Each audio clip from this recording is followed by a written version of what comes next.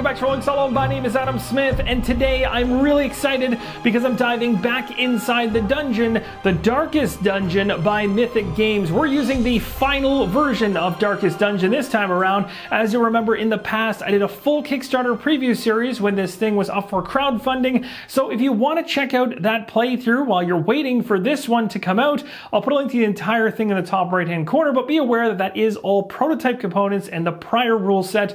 Inside of this showcase, we're going to be featuring the final rules as well as the final components, and we're going to be giving you a great idea as to how this game operates and flows to help you make an informed decision if you're looking to pick it up in the future, or if you have it coming to you and you are going to be getting it off your shelf into the table. All these videos should help you in that regard. Now, I need to say a huge thank you to my patrons on Patreon, as they were the ones that chose this as the next showcase, and on top of that, all through polls, they selected the 4 characters that are going to make up the party you're about to see inside this setup video. So huge thank you to all of you for voting inside the Patreon. And if you're not a part of that, we'd love to have you. There's links in the pinned comment. There's also links to the Facebook community group as well for Rolling Solo. Many chances to connect with a community that is growing. Thank you guys, and let's dive into the Darkest Dungeon together. Inside the core box, you're going to find a pamphlet about 8 pages called The Old Road, and that is going to handhold you through a number of turns to help you understand the base gameplay. But here inside this series, we're going to jump right over top of that and really dig in for our first game. So we're going to set up a few components, which we already have a number of them out on the game board. Here in front of us in the center of the table, we have the readying of the stance trackers. We of course have the hero stance tracker here, the enemies on the right. Also find the 8-card initiative deck and give it a shuffle and place it next to the stance tracks. At this point, we're going to ready the room tiles, and so we're going to find all the ruins room tiles inside of this set. The rune icon in the top right-hand corner lets us know which tiles we want to grab to start off our room tiles.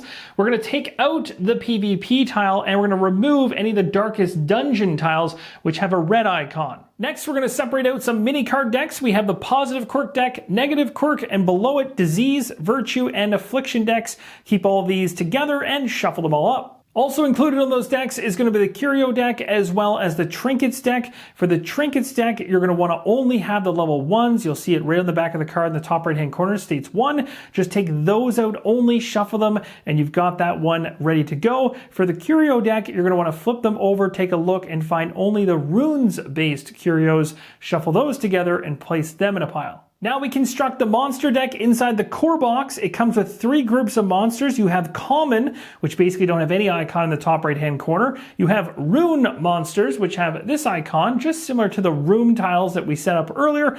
And we also have the Darkest Dungeon icon. We're removing all the Darkest Dungeon monsters out of the equation. And in this case, only going after the common monsters like this and the rune monsters like this, but we're only focusing on the level 1 monsters. So go through the entirety of this pile here, pull out everything that's level 1, everything that's common, and everything that's rune, mix it all together, and you've created the monster deck for your first game. After the deck has been shuffled, place the deck right next to the monster stance track. Now we need to construct the rooms deck, and in order to do this, we find all the cards that have the back like this, and then we flip them all over. You're going to find the deck is comprised of icons for either ruins or for the Darkest Dungeon. Take the Darkest Dungeon red icons out of the deck, only leave the gray ones inside, shuffle them up, and your room deck is ready to go. For now, I placed the rooms deck to the left-hand side, and over in this area, we will eventually have the dungeon tiles laid out. Next, we're going to construct the loot pile, find the 10 loot chest tokens, shuffle them face down without looking, and put them in a pile next to the rooms deck. Next, we're going to ready up some tokens, things like wounds, bleed, blight, all placed inside some game trees within easy reach. These aren't all the tokens, but some of the more commonly used ones. The next step is all about provisions. We're going to find the 16 white provision dice, keep them within easy reach somewhere on the game table, and also find a firewood token as well as 10 gold. This is the party's firewood as well as the party's gold. We'll be placing this over towards the rooms deck. At this point, we move into readying up the hero areas, and we have 4 heroes coming in as a party. For those of you that have played Darkest Dungeon before, you know this. And in this case, we need to give them some different components. We give each of these heroes 2 exploration dice, a standard 10-sided die, and an at death's door die, which is a red one with skulls on it. On top of that, each hero dashboard is also going to get a stress tracker, which is going to show on its white side in the 0 position. The final step is to get the hamlet ready. However, when you're jumping into your very first quest, you don't have to do anything in the hamlet beforehand, so you can skip this step completely if you want, unless you really want to have this set up somewhere on the game table. For now, we'll jump past this and we'll revisit it later in the playthrough. The next step is a fun one as we get to decide our first imminent threat. Now, the rules instruct you to have all 4 of these rune boss cards with their decks or associated cards underneath here at the ready. And basically, you take the top card off each of these and then you're going to shuffle them together, draw one randomly, and there you go, you have your first imminent threat. What I'm going to do is roll a die and let fate decide. Similar idea, but we'll get to roll a die, which makes it a little more exciting. Basically, it's a 10-sided die, so we have 4 decks here. Essentially, we're only going to use numbers 1 through 8. 9 and 10 will be a reroll, and it's going to be 1, 2, 3, 4, 5, 6, 7, 8, respectively from left to right across the decks here. We'll see what we're landing, whether it's the Necromancer, the Prophet, Collector, or the Fanatic. Let's roll a die and find out who we could be facing. A 9. That's going to be a reroll, so fate wants us to continue rolling, and we have ourselves a 7. That is going to be the Fanatic. Within the pile of cards that correspond to the Fanatic, the only ones we need are the ones that mention level 1. So we have the level 1 card here, which relates to the boss card, giving us a narrative we can read. We'll touch on this when we go into part number 1. And then we also have the boss's threat card on the right-hand side. Levels 2 and 3 can be kept nearby, but are not needed at this point. For now, I place the boss card and the boss threat card face up. However, it's worth mentioning the boss threat card, when flipped over to its opposite side, does have information on it. You'll see here an icon in the top left-hand corner that looks like a dungeon door. That is the dungeon half of the card. Rotating at 180 degrees is the hamlet side. These bosses make impacts to dungeon and hamlet phases throughout the game. With the boss now set up, we move our attention to setting up our party, and this has been decided thanks to the Patreon community for Rolling Solo, who have voted on the 4 top characters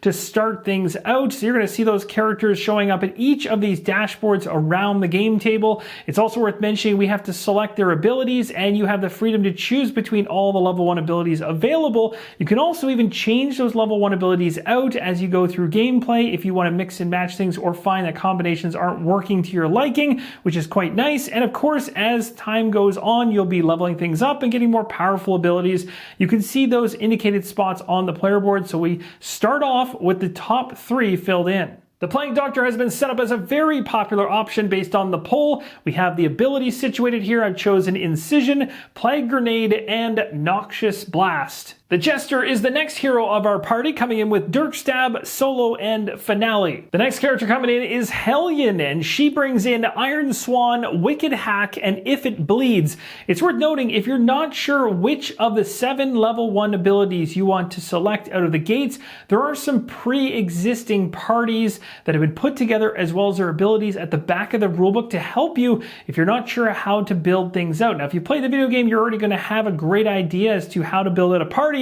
In my case, I didn't get that opportunity as my patrons went ahead and voted all these ones in, and I'm going to have to work with what I've got. The final character is Vestal, and this character comes in with Mace Bash, Divine Grace, and Dazzling Light. For each of the heroes, for their various levels of ability cards, you can keep them in piles near their characters, or you can keep them in the game box. It's your choice. Now it's time to pick our quest. We find the quest deck with the back that looks like what you see on the right-hand side. Be sure to just take out the level 1 cards first, shuffle that deck, and then select 2 cards off the top at random. After drawing 2 cards, we select which of the 2 quests we want to do. The other is discarded from the campaign. Out of the 2 quests I've got here in front of me, I'm going to take Dem Bones, which is actually the opposite one that I selected from the original playthrough. So that's kind of cool. I actually get to check out this particular quest. This rising threat is discarded from the campaign. When we head into part number 1, we're going to read about the Fanatic's backstory and also reread this quest that will be going on. So don't worry, we'll cover all that text, but I do want to point your attention to the special rules here. Make sure that you do this during setup. It states here we need to find the objective room number 7, which is a rune room. It comes from this deck that we set up earlier. I pulled it out. It's the tomb. It's specifying that we need to find the tomb room for this quest. This is where we're going to be able to complete this. Of course, quests grant experience points for completing the objectives on them, which then translates into leveling up of the party, which is certainly progressive progression, and that's what we want to see. So we'll be aiming to complete this going forward. The other thing to note is in the top left-hand corner, the numeric value just above the firewood lets us know that if we're going to be using a firewood token, it's going to provide a certain amount of resting points based on the quest, in this case 8. At this point, you're going to place your heroes in the stance tracker, and you get to decide where they're situated from the very beginning. And of course, you can change them positionally throughout gameplay. So this is just a first position slot for them. However, this normally corresponds to taking a look at their abilities and seeing which ones tie into the different positions. So from the left going to the right, at the very back here for the heroes, we have the support stance. Then next to it, we have the ranged stance. Next, defensive stance. And at the very front, the aggressive stance. In terms of the initial stances, this is what I've selected. I'm actually going to throw it back to you guys in the comments. If you wish to see these in different positions or think that I should switch them up, I'll completely allow that as long as you let me know in the comments below your rationale behind it. Now, it might be a bit tough because, of course, you might have to go back and take a look at each of the abilities across the heroes. As I set them up earlier, you'll see the highlighted abilities as per the different slots they have to be in to use them, and that should help you to formulate a plan as to where you think these should be situated. But for me personally, I like this. We'll see if we need to change it based on any craziness I see in the comments. Now we set up our dungeon layout, which we take these tiles, I'll put them face down, shuffle them up, and draw one at random, placing it next to the hero stance tracker. I'll be placing it off to the left-hand side of the game board. Here is the layout for the dungeon tile that I ended up getting, and know that inside of that tile deck there are a whole bunch of different variations of structures for these dungeons, so you're going to have variability across that alone. And on top of that, your quest card, which we selected earlier at the very bottom, so in this case Dem Bones, actually lets us know exactly which room tokens we need to find and the number of them we need to go grab in order to put them face down and randomly put them throughout the dungeon. So not only do you have the randomness of a bunch of room slot tokens that are going into the structure of the dungeon, but the dungeon structure itself can change. So all this together makes for a very, very replayable game, in that we're not going to see the same thing going through the same dungeon tile in the future. Also, if you're completely confused by the iconography on this quest card in terms of what these icons mean or what type of rooms they are, the reference cards which come inside the game, very handy, will let you know exactly that. You have things like empty rooms, dark rooms, trap rooms, and the like, all the way down through this card, and they describe them as well. And just like that, we went ahead and found all the rooms that correspond to this dungeon layout, shuffled them up without looking, and placed them in. Just so you're aware, there was at least one of every single type here, and we had 3 of the objective rooms. Everything else was a single one. And the final thing is the party marker, which is represented here by a torch, which is a miniature. You also have a token within the game if you wish to use that instead. And that is going to do it for the dungeon tile. You're going to obviously want to keep all the miniatures within easy reach. Maybe grabbing out the party members and having them nearby is a good idea. Wouldn't recommend placing them here, as the positions of this board are going to change quite often. Just place them off to the side or next to their character boards. And that really wraps up the major steps of setup. There's just a few final things to place out on the game board to make life easy. So another tray here for the health tokens, as well as, well, gold that you'll be acquiring as a resource throughout the game. Here's a quick look at the party token in terms of what it looks like. And now looking at the light tracker as well as the combat round tracker, we've got 2 tokens to place, which we'll use during gameplay. It's worth mentioning that the combat round tracker won't be used until combat's initiated, and the light track down below starts at 5.